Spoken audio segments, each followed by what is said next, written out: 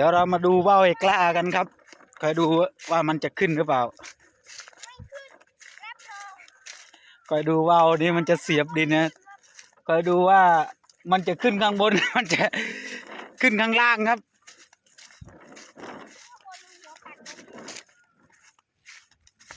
เดี๋ยวรอชมมันครับ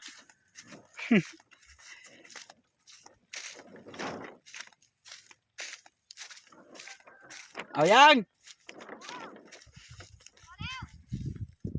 เอา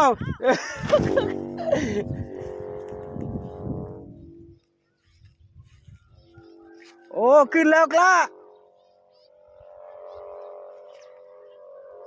ปล่อยเชือกอีก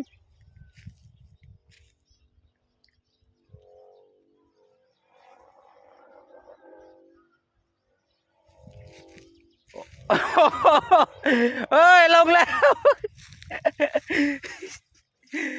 โอ้